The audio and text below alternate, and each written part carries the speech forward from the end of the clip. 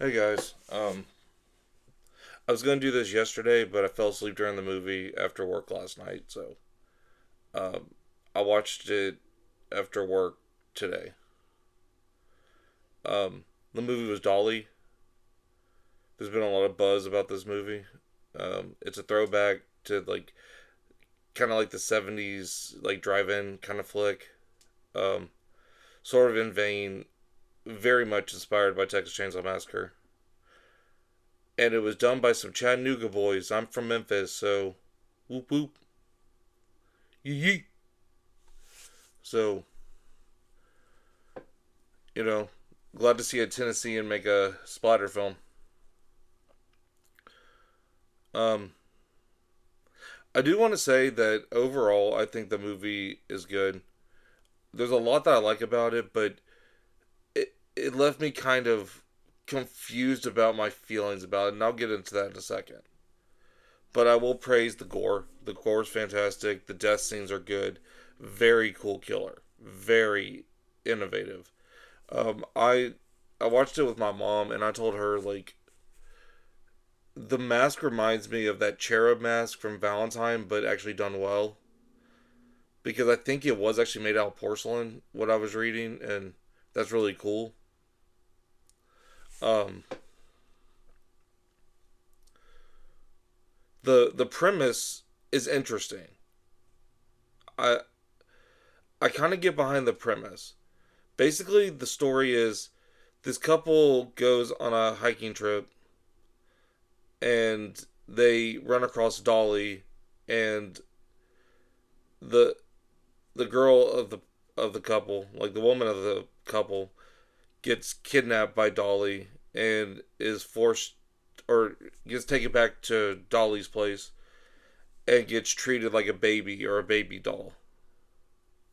Like even to dressing her up like a doll and playing with her, feeding her food, changing her diaper, which that was unexpected.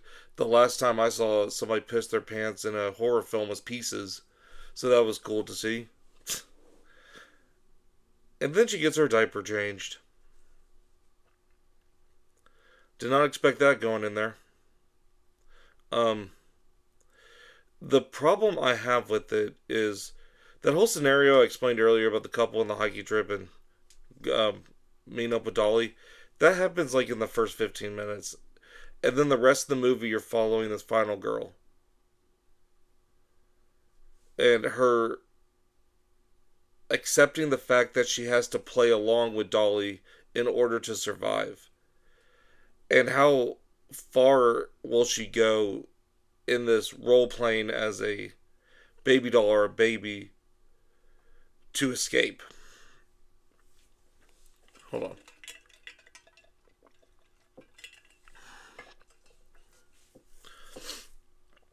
So, my problem is it gets really repetitive after a while.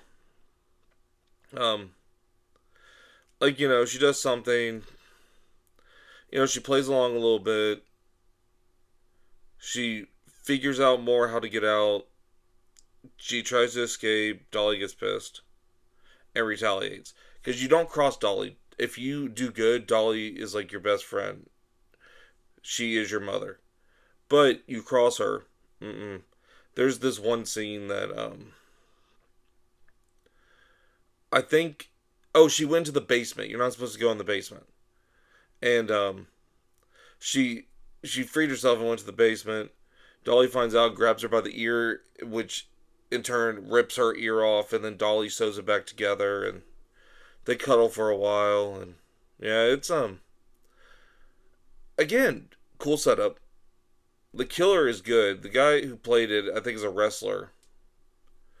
I don't know anything about wrestling, so I don't know if he's a big name or not. I can't remember what his name was, but he did a good job. Um,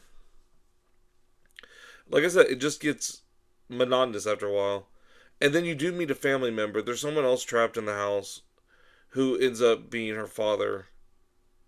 And he doesn't last long. And then it's just back to the final girl.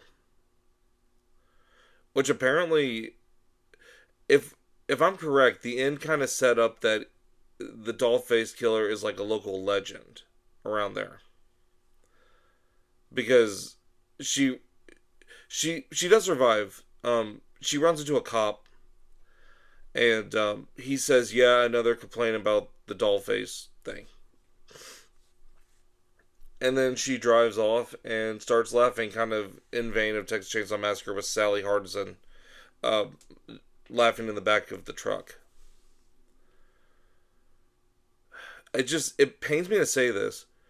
There's so much I like about this movie, but just the fact that you don't spend any time with the final girl and you're supposed to sit there and root for her, and then uh, well, I will say they did do a good thing here. There was it was done in chapters, right? One through six. I think it was six. And for some reason I thought they were going to do a flashback scene, like chapter 4, flashback, and you get to know the killer and all that. They didn't do that. Thank fuck. I don't want to know about this killer. It's so much better you don't know why they're doing this. And with that being said, it was kind of boring to sit through at times. You're just kind of waiting for stuff to happen, and then when stuff happens, you're like, oh, okay. And I think another draft of the script could have been a little better. Um, and trust me, I've written scripts like this too. I wrote a torture film in vain of a Herschel Gordon Lewis. And speaking of that, I love Herschel Gordon Lewis. I got this, the Vic cereal box.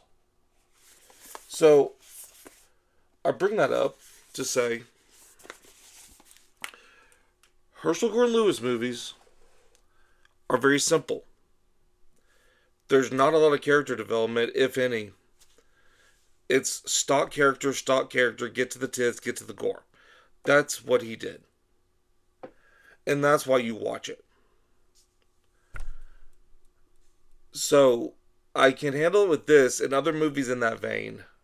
Like, another example, like Scream Baby Scream, or which I know I didn't give that the most positive review, but it's still a fine movie. Um, Even the original Texas Chainsaw Massacre is a great example of this. Um, Before the killing of the teens happened and before they get to the Sawyer house, you do spend enough time with them. You kind of get to know them a little bit, which is more of a connection when they start getting dispatched. And I get it, this was a low budget. You can't have a lot of people on it, which that's fine. But I don't know, man. It's weird because I do recommend the movie, I really do. And I generally want it to do well. I want it to succeed. Um Now, do I think this is going to be the next breakout slasher villain? I don't think so. I don't think so. If it does, I'd be surprised. And I'll clip this and say you're a dumbass because you guessed it wrong. I mean, I didn't guess Terrifier was going to be a big thing when I first saw it, and now look at it. I work at a place that sells Terrifier all year round. So I hope this does well because I like these throwback movies. Like, hell, Ty West did it with House of the Devil, and also with the Pearl movies, the X trilogy, whatever you want to call it, the Maxine trilogy. Um, those were throwbacks. Those were very successful, incredibly successful.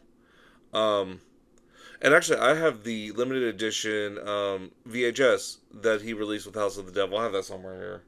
I need to get that out. That's really fucking cool. Big clamshell. I should do that for the show. But um, also the Editor's a really good one if you haven't seen that. I think that was like 2013 or 14. It's based. It's like a giallo. It's a throwback to the giallos of like the 70s and 80s. It's real good. Um, Trying to think of some other ones. Um, There was one called The Sleeper that had Joe Bob Briggs in it. I have a VHS of that, and it came with the DVD. That was another good throwback to like an '80s slasher. Like I like these throwback movies, but they have to stand out. You like Ty West did a great job, like I said earlier, with his films that were throwbacks. Um, this one did a good job. I think if I read correctly, it was shot on 16 millimeter. Because if it wasn't, then they got a really good filter on that thing. Because the visually, it looks very good. Aesthetically, it looks like a movie of the time, maybe a little bit more polished, but it still looks really good. It looks good. Except there's some weird scenes, like she jumps out the window like Sally did too, and like then she goes into this weird like LSD kind of like thing. I don't get what that was, and when she's running away from the house, it's like they strapped a GoPro to her like in the front and the back. I don't like those shots in movies. I don't think it takes me out of the movie when they do something like that. If that was in like a let's say a found footage movie, that's a little bit more acceptable. But overall, I just don't like those shots like in a movie. So that was an odd choice. That was a very odd choice. But what else can I say? If you have AMC Plus, go ahead and watch it. It's on Shutter. Um, and yeah, like I said, I hope this does well. I hope we get more movies in this style. Um, Cause it's just we need this in the abyss that we get of like sequels and like these like the legacy sequels and just stuff. We need some originality now. Terrifier's doing a good job with that, but again, I want more of it. I just don't want one thing that's blowing up. I want another thing that's gonna do well. So I do support this movie. I support the directors, and I'm curious to see what he does next because he did this style really good, and yeah, see what's to come. Okay, I'm filming this on a Sunday night. Tomorrow, me and Jake for work have to go do truck, and then after we're done, we're going to his place, and I'm staying the night for a movie marathon. I got 3 movies picked out. They don't relate at all. There's no theme to them. So we are gonna do a in person what we've watched. It's been a while since we've done that show, so we're gonna do it now. Um, Best time to do it because we got some free time, and it's gonna be good. So look forward to seeing that. Until then, guys, catch you later.